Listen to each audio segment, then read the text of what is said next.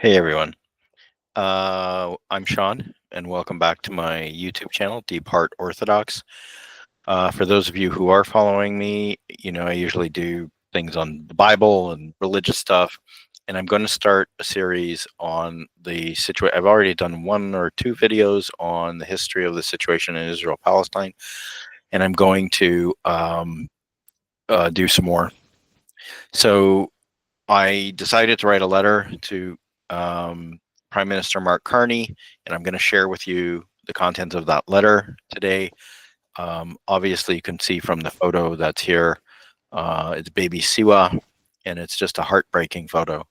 And this is what's going on in Gaza. And I don't care which side of the political spectrum you're on. I'll be honest, I tend to vote conservative. I tend to be more conservative in my thinking, but this isn't a conservative, liberal, Israel, whatever, right wing, left wing issue. This is about children who are starting to look like Holocaust victims, and we need to speak out about it. I'm going to turn off my camera as we go through the process, just because it makes it easier on my computer. And so this is my letter to Prime Minister Mark Carney. I've also did a draft for our new Foreign Minister, Anita Anand, and sent both to them yesterday.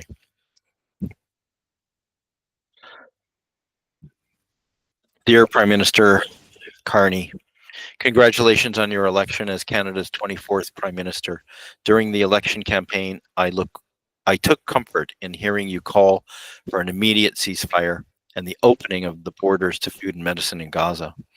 As a dual citizen of Canada and Israel and a former soldier in the IDF, I am writing to express my deep distress and moral outrage at the ongoing situation in Gaza.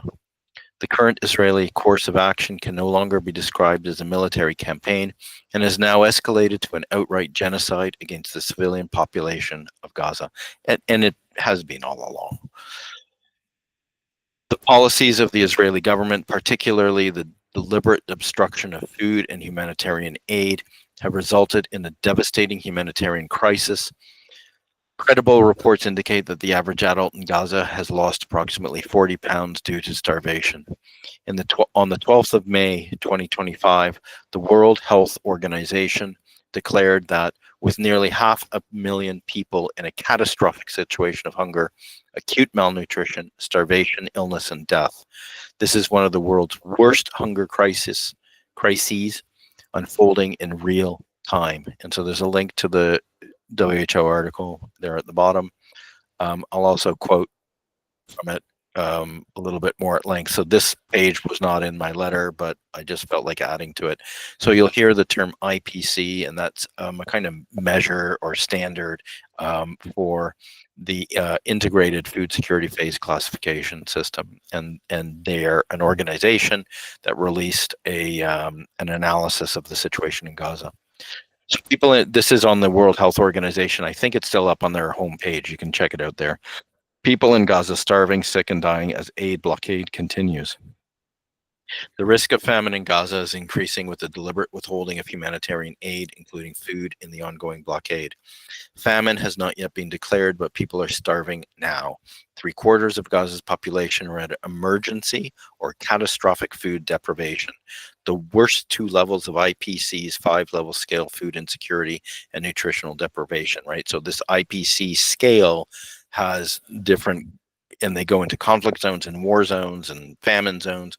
And they're saying that 3/4 of the population in Gaza, which means it's, 150 million, not 150, 1.5 million individuals are at emergency or catastrophe level. Since the aid blockade began on 2nd of March 2025, 57 children have reportedly died from the effects of malnutrition, according to the Ministry of Health. This number is likely underestimate and is likely to increase. So the Gaza Ministry of Health, a lot of people are like, oh, it's Hamas, we shouldn't believe them. Even the Israeli government has admitted repeatedly over the last decade and a half that when the Ministry of Health in Gaza reports numbers, they're usually very credible.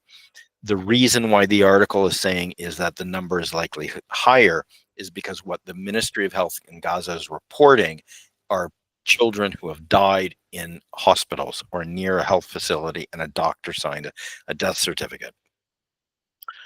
If the situation it persists, nearly 71,000 children under the age of 5 are expected to be acutely malnourished over the next 11 months, according to the IPC report. The emerging photographs of emaciated children, eerily reminiscent of Holocaust victims, are deeply disturbing. There are now reports that children and the elderly are dying from intentional starvation. These are not isolated tragedies, but are the direct result of a systematic denial of basic human needs, including food and medicine. So even prior to the current blockade, there were polio vaccines because polio is springing up because of the filth and people are living in rubble. And Israel refused to let in 500,000 polio vaccines. If these were Jewish children dying at the hands of a foreign occupying army, we would not hesitate to take appropriate action. Now is the time to take action for the children of Gaza. Here is the recent photo of baby Siwar Ashur and her 23-year-old mother, Najwa Aram, taken by Guardian photojournalist Doa Albaz. And just take a minute and look at this child.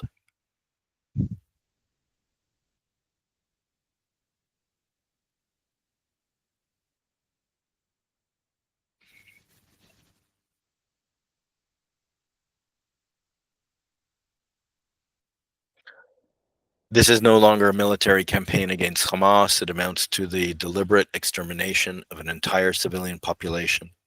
The intentional deprivation of food, water, and medicine amounts to an act of genocide, as defined by international law and coded in both Article 54 of the Geneva Convention and Article 8 of the Rome Statute.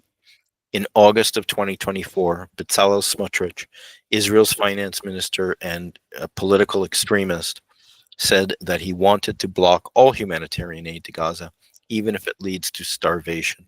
In May of 2025, the same minister said that not one grain of wheat would enter Gaza. These statements and others clearly indicate a genocidal intent that is now unfolding before our eyes. He said it openly. He said it publicly.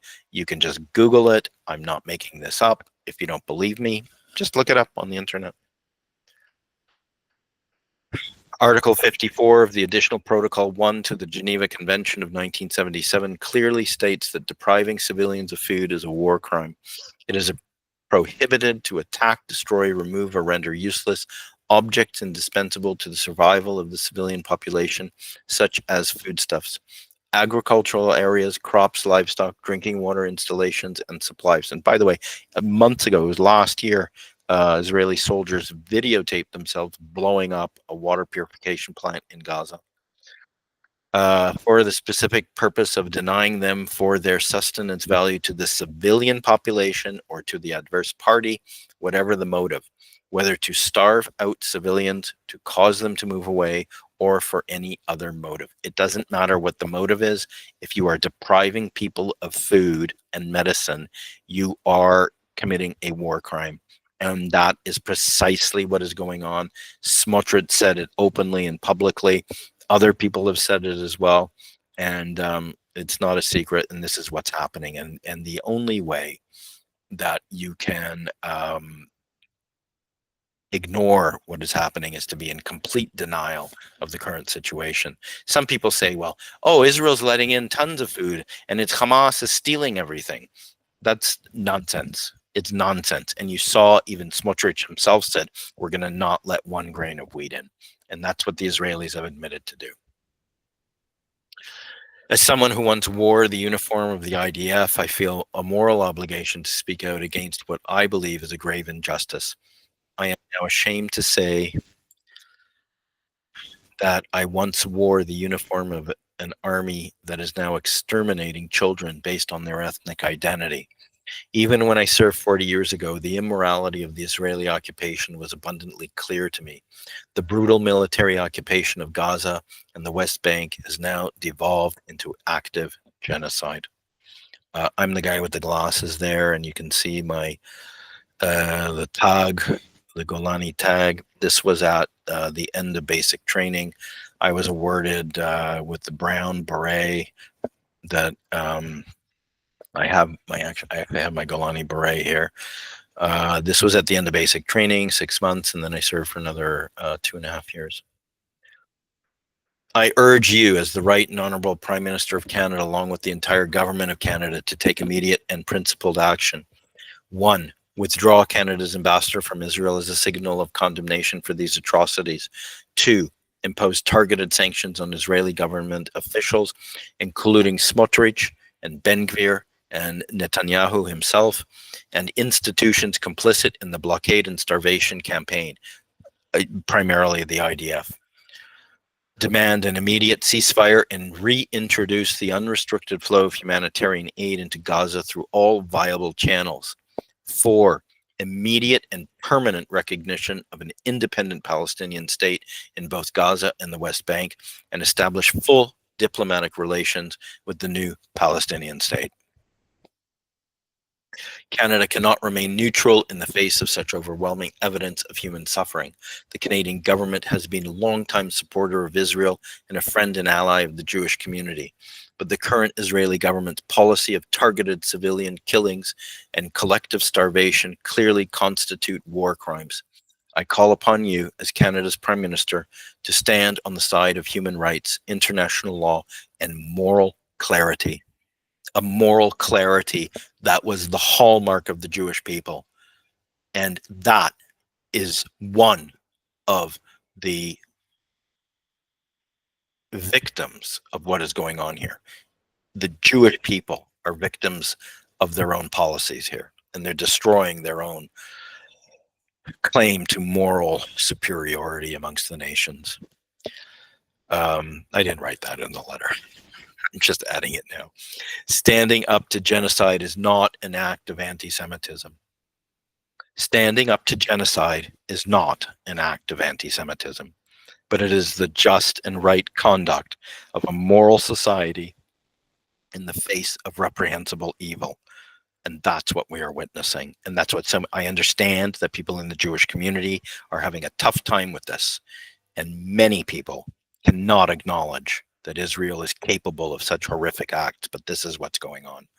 Just as the Jewish community would have demanded justice during the Holocaust, so too history will not be kind to those who are silent on the devastation of Gaza. We'll take another moment to... How can you look at this? How can you look at these photos and, you've got to be a psychopath not to feel something when you see this.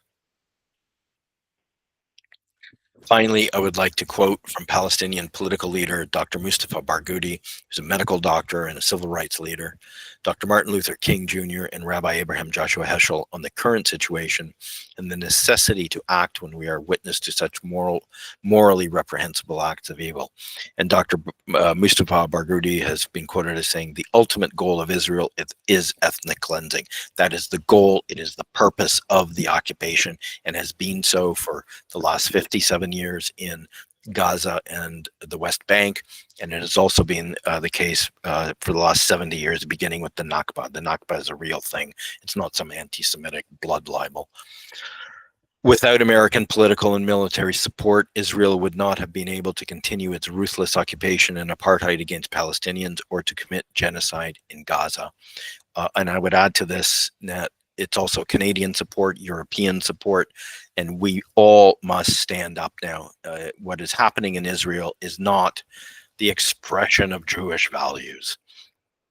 The state of Israel and the Jewish people have been hijacked by a cancerous tumor that is spreading. It is metastasizing throughout the body of the Jewish people, and it is Kahanist fascism. And it is a murderous ideology that does not worship God.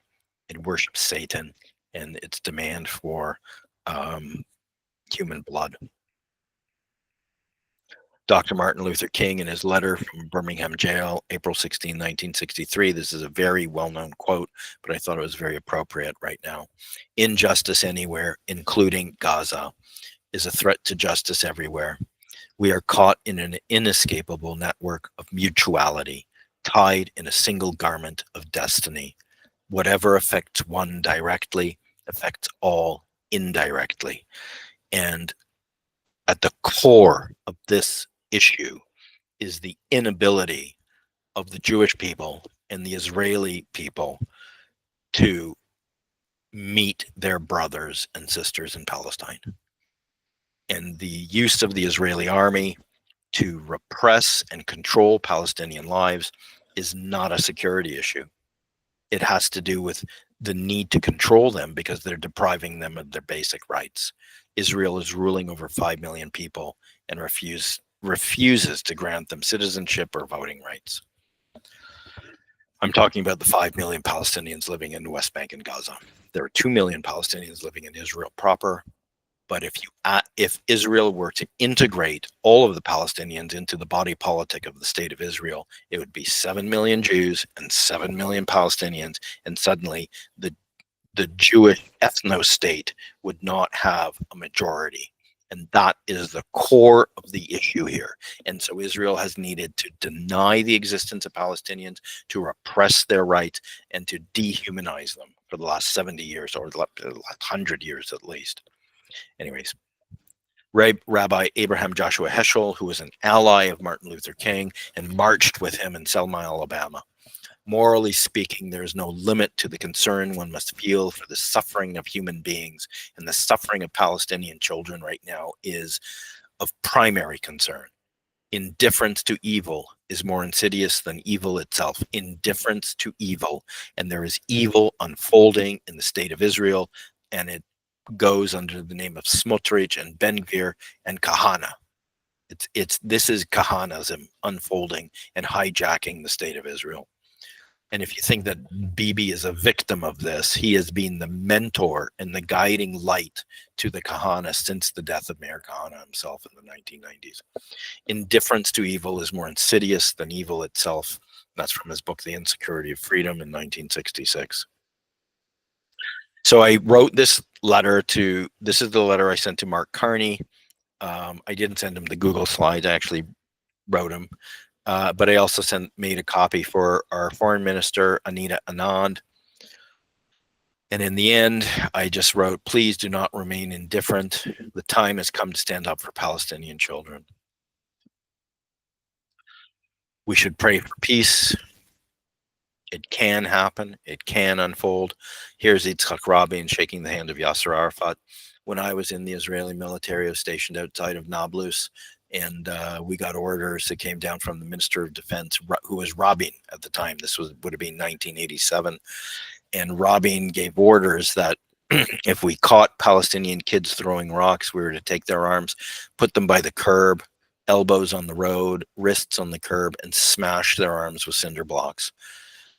That was Rabin's solution to the Intifada. But here he realized, I think he realized, and maybe that order did something to him.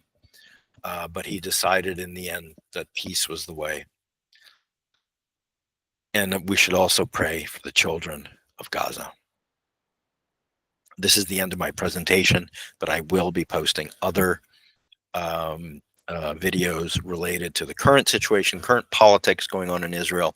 And I'd like to start interviewing some Palestinians so that, I know I'm a small channel, but at least I hope to get some to humanize the Palestinian people. All the Palestinians I've met over the years, everybody thinks that they're all wearing those green bandanas and holding up Kalashnikovs and yelling death to the Jews and things. That's not who they are. It's a caricature. It's propaganda put out by the state of Israel. The Palestinians I have met over the years are incredible human beings, and they are putting up with so much right now. So hopefully we'll get to meet some of them soon. So, keep praying for Israel and for Gaza, for the softening of the hearts, and ultimately that the Jewish people find their Messiah. Shabbat Shalom.